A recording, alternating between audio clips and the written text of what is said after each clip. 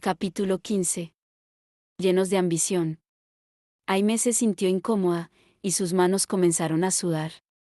La reacción de Juan la había tomado por sorpresa, y se sintió desnuda ante su mirada. Por un momento, se preguntó si había subestimado a Juan.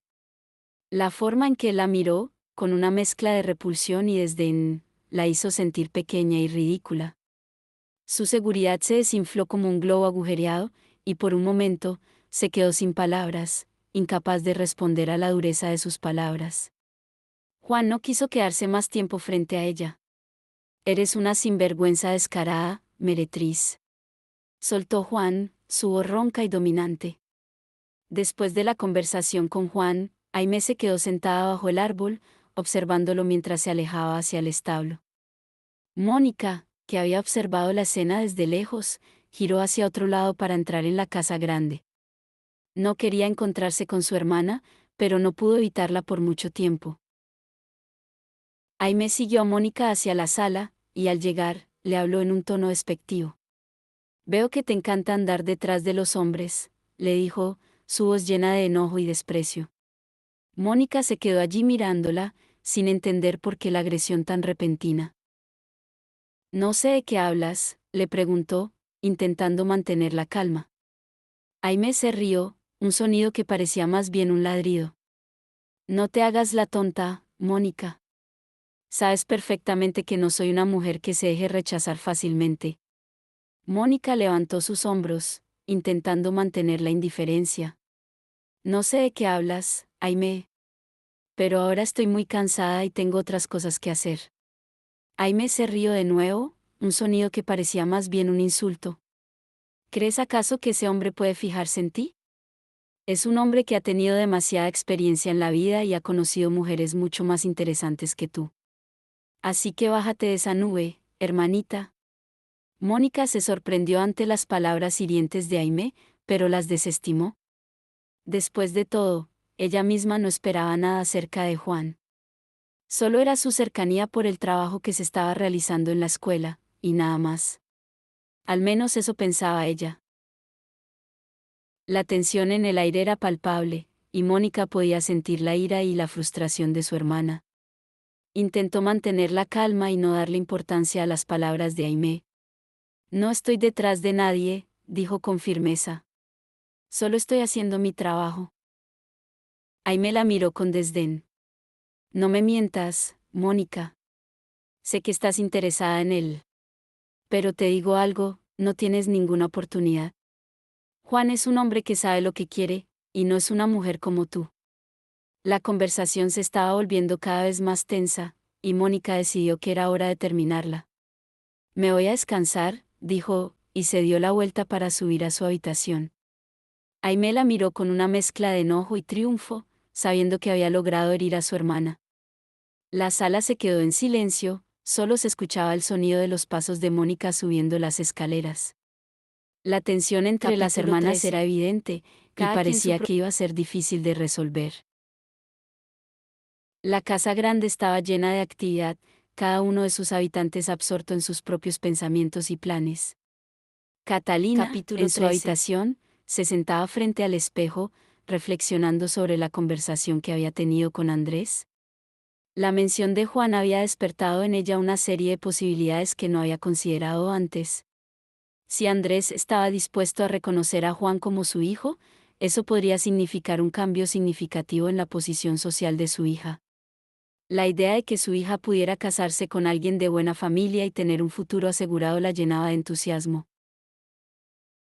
Mientras tanto, Sofía estaba en su habitación, caminando de un lado a otro, intentando encontrar una solución para deshacerse de Juan. Había mandado a llamar a Bautista, pero hasta ahora no habían podido hacer nada. La gente de Juan siempre estaba cerca, y nunca había un momento en que pudieran atacarlo sin ser descubiertos. Sofía se estaba empezando a desesperar, sabía que no podía permitir que Juan se quedara en la hacienda por más tiempo. En el despacho, Andrés conversaba con Alberto sobre los planes para reconocer a Juan como su hijo. La decisión había sido tomada, y ahora solo faltaba llevar a cabo los trámites necesarios. Don Noel había llegado con la carta y había averiguado lo que se necesitaba para completar el proceso. Andrés estaba decidido a hacer las cosas bien, y sabía que era importante hablar con Juan para explicarle todo. La rutina del pueblo seguía siendo la misma, pero Andrés sabía que las cosas estaban cambiando. La llegada de Juan había traído consigo una serie de posibilidades y desafíos que no habían sido previstos. Andrés estaba dispuesto a enfrentarlos, y sabía que con la ayuda de Alberto y don Noel, podrían superar cualquier obstáculo que se presentara. Mientras tanto, Juan estaba en los cultivos, supervisando a los trabajadores y asegurándose de que todo estuviera en orden. La gente de Juan estaba cerca, siempre atenta a cualquier señal de peligro. Bautista seguía intentando encontrar una oportunidad para atacar, pero hasta ahora no había podido hacer nada. La tensión en el aire era palpable, y parecía que la situación iba a estallar en cualquier momento. Catalina se sentaba frente al espejo en su habitación, reflexionando sobre la conversación que había tenido con Andrés. Su mente estaba llena de pensamientos y planes para el futuro de su hija. La mención de Juan había despertado en ella una serie de posibilidades que no había considerado antes. Catalina había invertido mucho en la educación y el bienestar de su hija, y ahora estaba decidida a asegurarse de que su hija tuviera un futuro brillante. La idea de que su hija pudiera casarse con alguien de buena familia y tener un futuro asegurado la llenaba de entusiasmo. Mi hija es demasiado hermosa y talentosa para ser desperdiciada en un convento, pensaba Catalina. No puedo permitir que vuelva a ese lugar. Debe tener un esposo digno y una vida llena de comodidades y respeto. Catalina se imaginaba a su hija como la señora de una gran hacienda, rodeada de sirvientes y amigos importantes. La idea de que su hija pudiera tener un título y un apellido respetado la hacía sentir orgullosa. Si Andrés reconoce a Juan como su hermano, eso podría significar un cambio significativo en nuestra posición social, pensaba Catalina. Podríamos conseguirle un esposo digno y asegurarle un futuro brillante. Catalina estaba decidida a hacer todo lo posible para asegurarse de que su hija tuviera el futuro que se merecía. Estaba dispuesta a hacer cualquier cosa, para devolverle el buen nombre a su hija y asegurarle un lugar en la sociedad. La ambición y el deseo de Catalina eran palpables, y parecía que nada iba a detenerla en su búsqueda de un futuro mejor para su hija. Catalina se detuvo en la puerta del despacho, sin hacer ruido al entrar.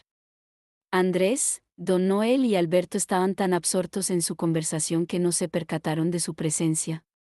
Catalina alcanzó a escuchar fragmentos de la conversación, y su corazón se aceleró al escuchar que Juan y Andrés eran hermanos. Esto cambia todo, pensó Catalina, su mente trabajando a toda velocidad. Si Juan es hermano de Andrés, eso significa que tiene sangre de los Alcázar en sus venas. Eso podría ser la clave para asegurar el futuro de mi hija. Catalina sintió una mezcla de emociones, sorpresa, emoción y cálculo. Sabía que tenía que actuar con rapidez y astucia para aprovechar esta nueva información. Se quedó allí, escuchando y observando, intentando absorber toda la información posible. ¿Qué posibilidades se abren ahora?, se preguntó Catalina. ¿Cómo puedo utilizar esta información para beneficio de mi hija? Su mente estaba llena de planes y estrategias, y sabía que tenía que actuar con cuidado y precisión para lograr sus objetivos. Catalina se retiró silenciosamente, sin ser detectada, y se dirigió a su habitación para reflexionar sobre lo que había escuchado. Sabía que tenía que actuar con rapidez para aprovechar esta oportunidad y asegurar el futuro de su hija.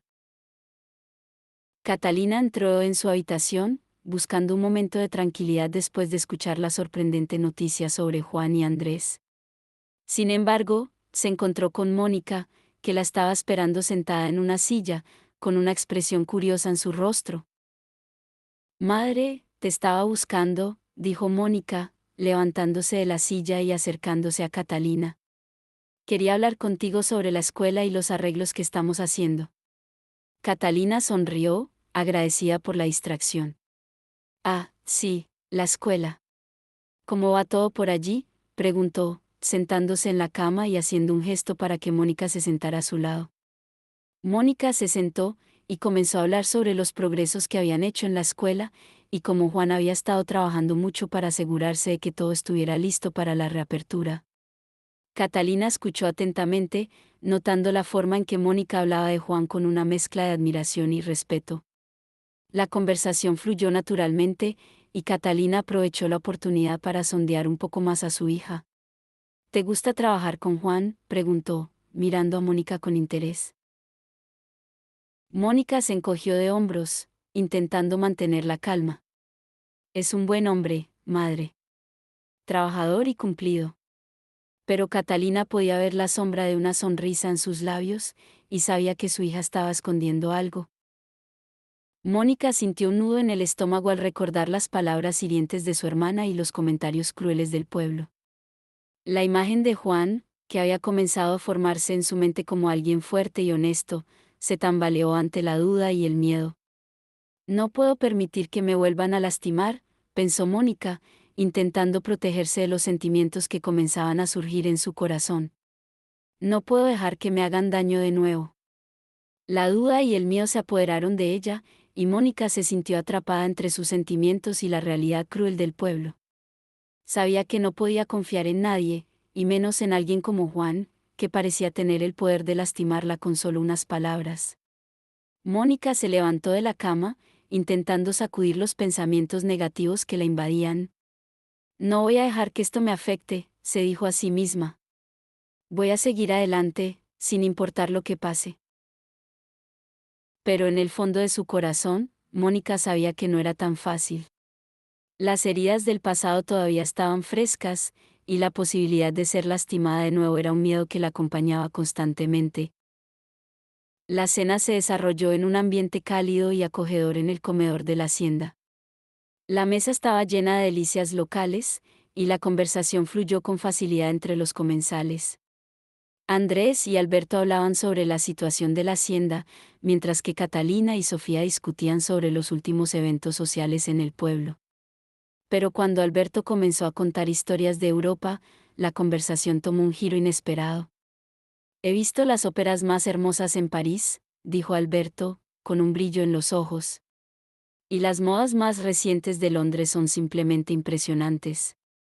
Aimee se iluminó al escuchar las historias de Alberto, y se notaba que estaba deslumbrada por todo aquello. «Oh, qué emocionante», exclamó, con una sonrisa radiante. «Me encantaría ver esas óperas y conocer las últimas modas». Mónica, por otro lado, parecía menos interesada en las historias de Alberto. «Prefiero el campo y la tranquilidad», dijo, con una sonrisa suave. «Hay algo en la naturaleza que me hace sentir en paz». Aimee se carcajeó, y se burló de su hermana. «Qué aburrida eres, Mónica», dijo, con un tono despectivo. «¿No te gustaría ver el mundo y experimentar todas las maravillas que tiene que ofrecer?» Mónica se encogió de hombros, sin dejar que las palabras de su hermana la afectaran. «No necesito ir a Europa para ser feliz», dijo, con una sonrisa tranquila. «Me gusta mi vida aquí, en el campo».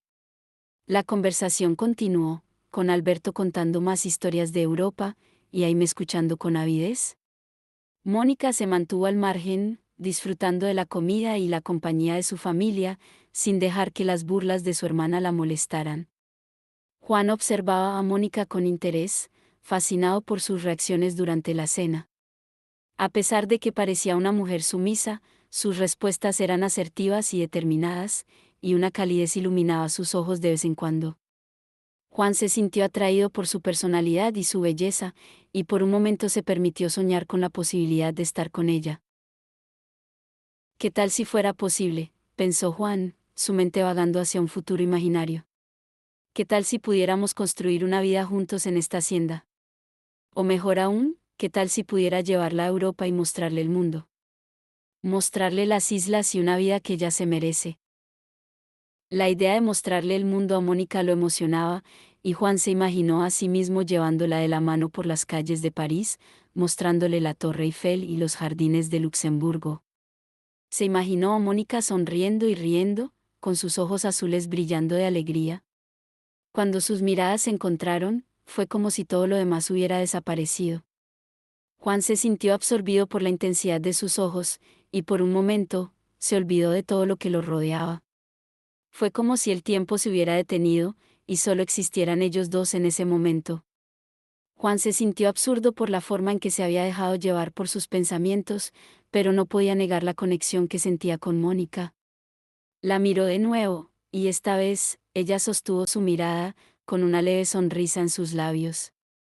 Juan se sintió atraído hacia ella, y supo que no podía ignorar los sentimientos que comenzaban a surgir en su corazón. Ver menos. Editar.